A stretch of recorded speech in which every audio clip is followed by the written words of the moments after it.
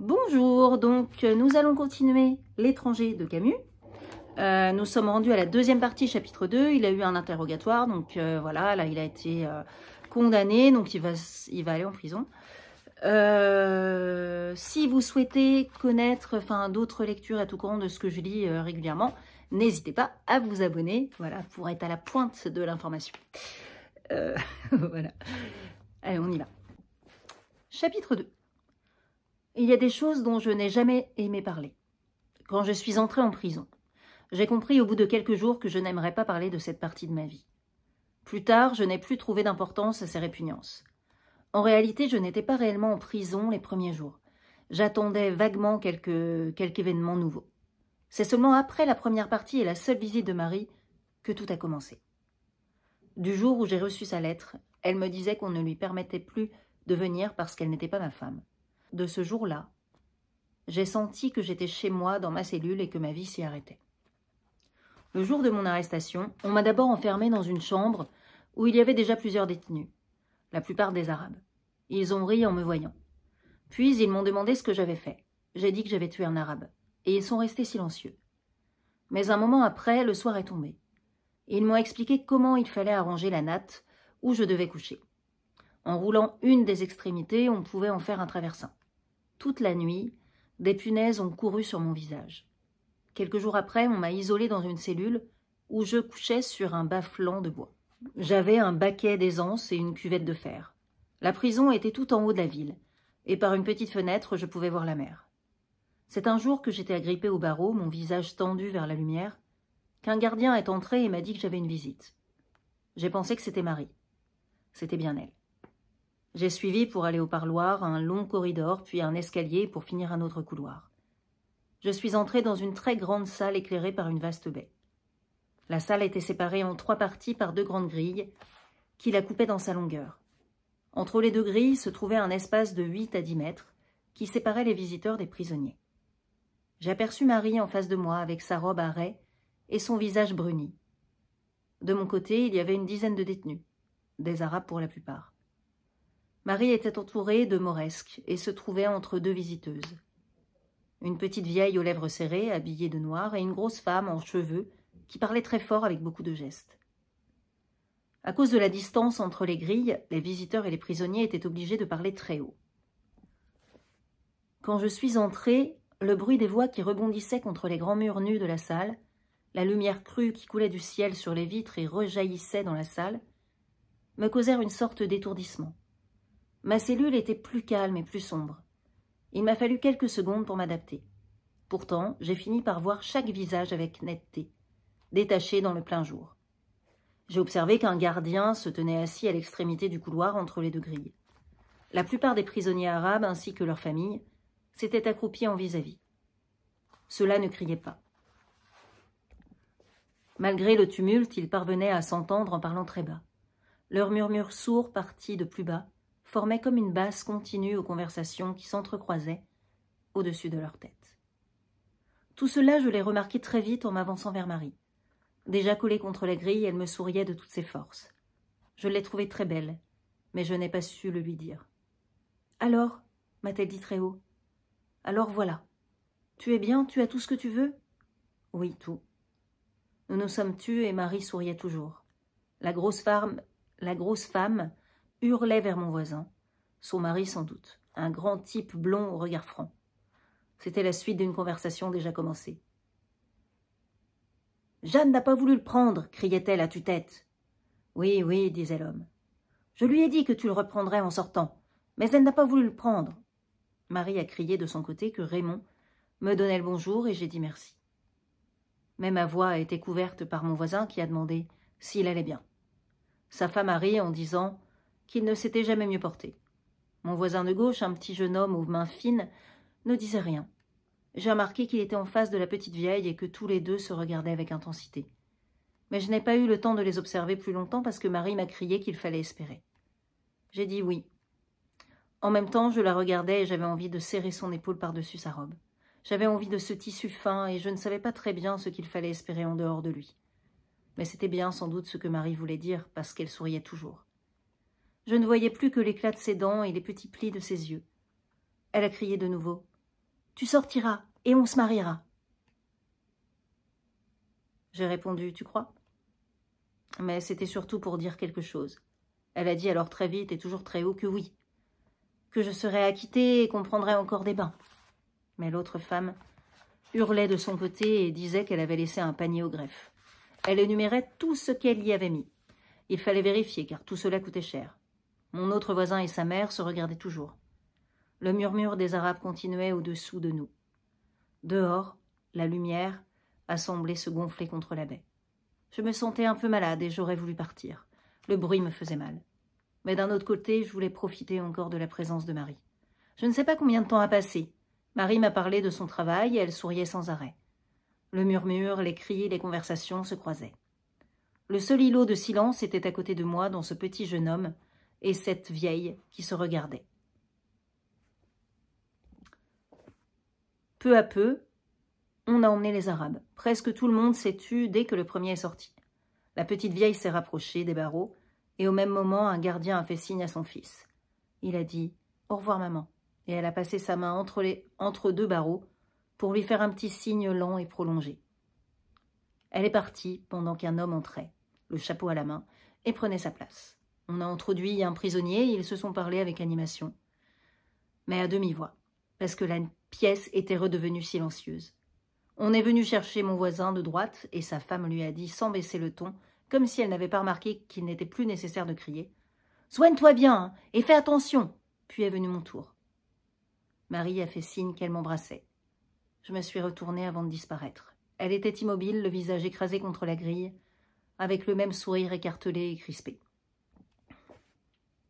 C'est peu après qu'elle m'a écrit, et c'est à partir de ce moment qu'ont commencé les choses dont je n'ai jamais aimé parler. De toute façon, il ne faut rien exagérer et cela m'a été plus facile qu'à d'autres. Au début de ma détention, pourtant, ce qui a été le plus dur, c'est que j'avais des pensées d'homme libre. Par exemple, l'envie me prenait d'être sur une plage et de descendre vers la mer.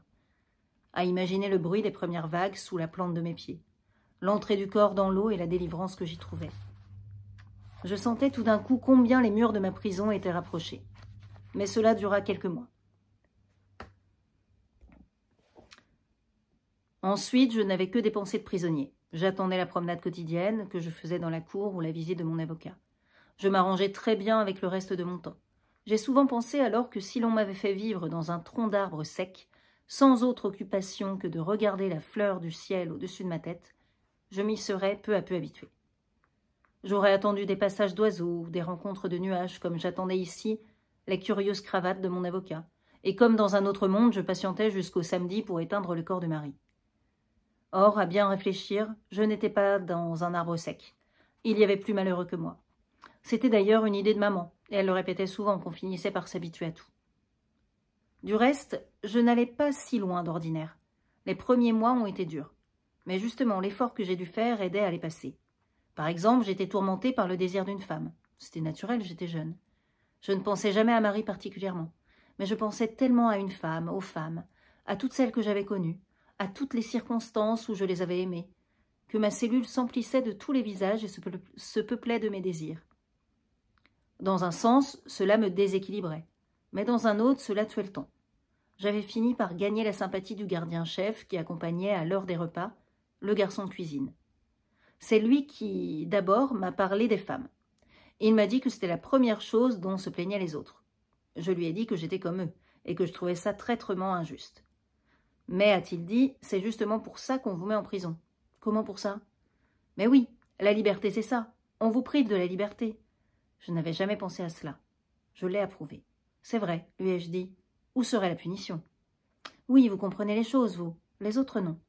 Mais ils finissent par se soulager eux-mêmes. Le gardien est parti ensuite. Il y a eu aussi les cigarettes.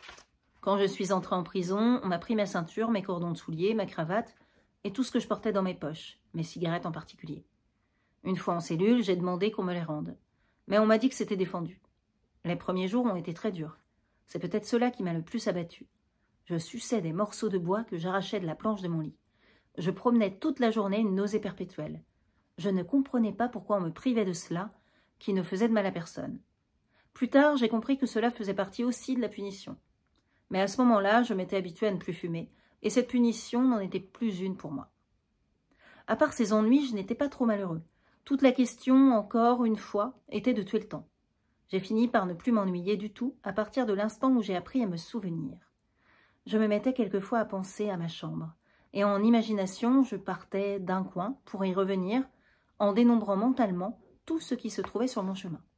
Au début, c'était vite fait, mais chaque fois que je recommençais, c'était un peu plus long, car je me souvenais de chaque meuble, et pour chacun d'entre eux, de chaque objet qui s'y trouvait, et pour chaque objet, de tous les détails, et pour les détails eux-mêmes, une incrustation, une fêlure ou un bord ébréché, de leur couleur ou de leur grain.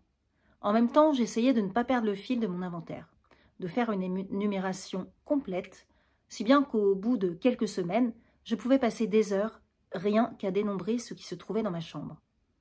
Ainsi, plus je réfléchissais et plus de choses méconnues et oubliées, je sortais de ma mémoire. J'ai compris alors qu'un homme qui n'aurait vécu qu'un seul jour pourrait sans peine vivre 100 ans dans une prison. Il aurait assez de souvenirs pour ne pas s'ennuyer. Dans un sens, c'était un avantage. Il y avait aussi le sommeil. Au début, je dormais mal la nuit et pas du tout le jour. Peu à peu, mes nuits ont été meilleures et j'ai pu dormir aussi le jour. Je peux dire que dans les derniers mois, je dormais de 16 à 18 heures par jour. Il me restait alors 6 heures à tuer avec les repas, les besoins naturels, mes souvenirs et l'histoire du Tchécoslovaque. Entre ma paillasse et la planche du lit, j'avais trouvé en effet un vieux morceau de journal presque collé à l'étoffe, jauni et transparent. Il relatait un fait divers dont le début me manquait, mais qui avait dû se passer en Tchécoslovaquie. Un homme était parti d'un village tchèque pour faire fortune. Au bout de 25 ans, riche, il était revenu avec une femme et un enfant. Sa mère tenait un hôtel avec sa sœur dans son village natal. Pour les surprendre, il avait laissé sa femme et son enfant dans un autre établissement, était allé chez sa mère qui ne l'avait pas reconnu quand il était entré. Par plaisanterie, il avait eu l'idée de prendre une chambre. Il avait montré son argent.